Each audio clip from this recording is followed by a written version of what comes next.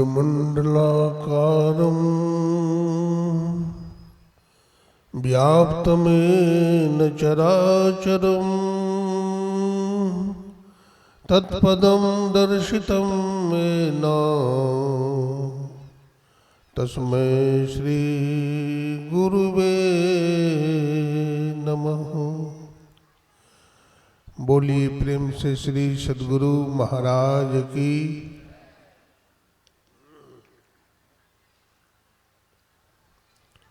परमाराध्य ब्रह्मलीन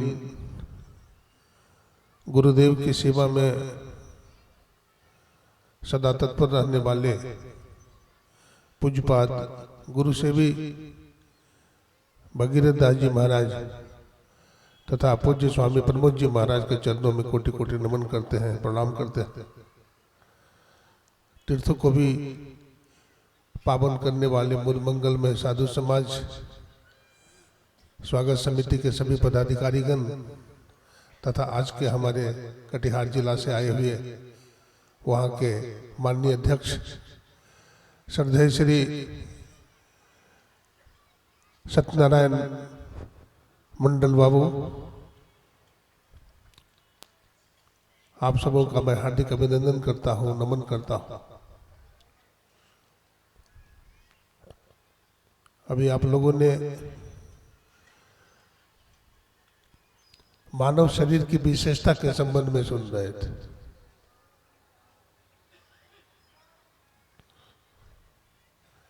मानव का शरीर के संबंध में भगवान श्री राम ने बताया कि मानव का शरीर 84 लाख योनियों में सर्वश्रेष्ठ, इसमें मोक्ष का दरवाजा लगा हुआ है।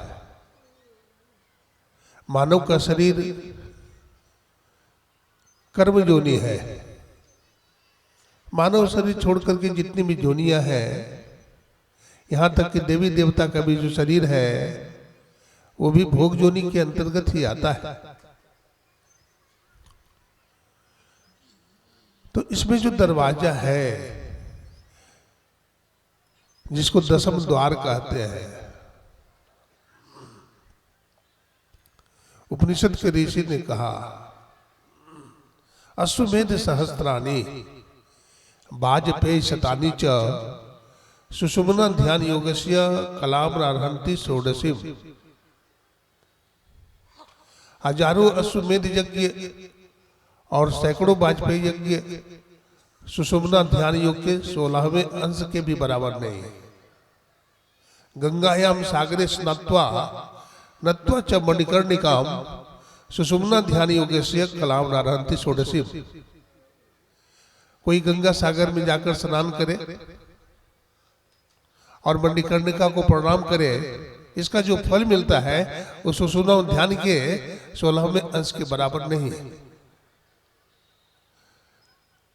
तो मानव के शरीर में ईश्वर तक जाने के जो रास्ते हैं, इसके संबंध में स्वामी रामकृष्ण ने कहा था, we are fortunate that we have found the way of salvation if we are able to understand the significance and importance of the opportunity you are knocking at our door. That is only condition of perfection.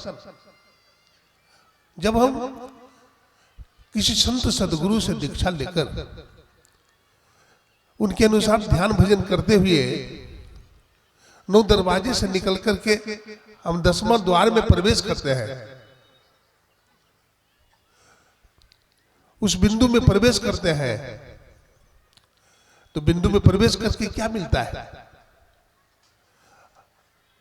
उपनिषद के ऋषि ने कहा बिंदु ध्यान महालिंगम शिव शक्ति निकेतनम देहम शिवालयम प्रोक्तम सिद्धिदम सर्वदेहिनाम। उसमें जो प्रवेश कर जाता है तो बिंदु का उदय होता है। बिंदु में सुराग है, उस सुराग के माध्यम से जब वो अंदर में धंसता है तो उसको रोशनी का अनुभव होता है। हमारे गुरुदेव बतलाते हैं पीली नीली लाल सफेदी स्याही सन्मुख आता है, अनेक किस्म के प्रकाश को देखता है। फिर वहां पर शब्द भी होता है जब से अनहद घोर सुनी, इंद्रित थकित गलित मन हुआ, आशा सकल भुनी। पहले तो बहुत तरह का अनहद शब्द होता है, वो शब्द को पकड़ता है छोड़ता है, पकड़ता है छोड़ता है, इस तरह से शब्द को पकड़ता छोड़ता एक शब्द रह जाता है जिसको सार शब्द कहते हैं। इसी को संत कबीर साहब ने कहा, शब्द खोज मन बस करे, सहज जोग है ये है, सत्य शब्द की सार है, यह तो झूठी दे। एक काम मानव के शरीर में होगा, अन्य गाय भैंस हाथी घोड़ा के शरीर में होने वाला नहीं है। इसलिए समय गया फिरता नहीं, झटी करो निज काम। जो भक्ति करते हैं, गुरुदेव के एक शिष्य थे रेशम लाल जी, बड़े प्यारे थे, बड़े सदाचारी थे, भजन आनंदी थे, सत्संग मंदिर बनवा रहे थे। अस्वस्थ हो गए, बीमार हो गए। बतलाते हैं कि यमराज आया, उनको ले जा रहा था घसीटते हुए। जब घसीटते हुए उनको ले जा रहा था तो उस समय गुरुदेव को पुकारते हैं, हे गुरुदेव, यमराज मुझे पकड़ लिया है, मुझे पकड़ के ले जा रहा है, रक्षा करें। सज्जनों, गुरु महाराज लाठी फेंक करके मारे और यमराज छोड़ करके भाग गया था। तो ऐसे सदगुरुदेव हैं। सदगुरु की महिमा अनंत, अनंत किया उपकार, लोचन अनंत उघारिया, अनंत दिखा बनहार। इसलिए विवेकानंद जी ने कहा था सदगुरु के बारे में, as a gardener increases the beauty of the trees and plants show them as a skill, as a barber enhances the beauty of the man's face and makes it lovelier। सदगुरु क्या है तुम जानते हो? जैसे माली बागीचा के झाड़ झंकाड़ को काट करके सुंदर बना देता है, कुंभकार मिट्टी को गूंद करके सुंदर घड़ा बना देता है, नाई आपके बाल दाढ़ी को काट करके सुंदर हैंडसम बना देता है। स्वामी जी ने कहा, है अमेरिका वासियों, जिस तरह से किसी कलाकार के हाथ में कोई रास्ते का पत्थर आ जाता है जो पैरों तले रौंदा जाता है,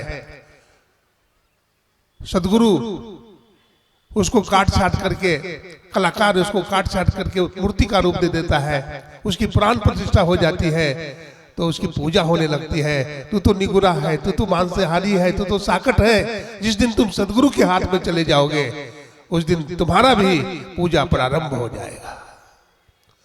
तो हम भी अपने जीवन में सदगुरु को धारण करें, भजन करें। इस जीवन में हमारे दादा गुरु ने कहा, मृत्यु और चिता में जलने के पहले मोक्ष प्राप्त करो।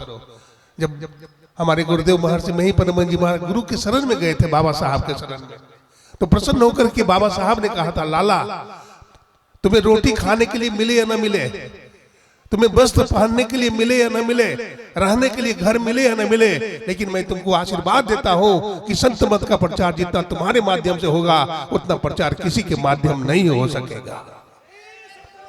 महाराज की जय। तो ये महर्षि में ही लाल है और हम लोग उन्हीं के शिष्य हैं। हम भी अपने को लाल बनाए, लाली खोजन में चलूं, अब मैं भी हो गया लाल। इन्हीं शब्दों के साथ पूज्य श्री के चरणों में नमन करता हुआ आप लोगों का हार्दिक अभिनंदन करता हुआ अपने वाणी को विराम देता हूँ।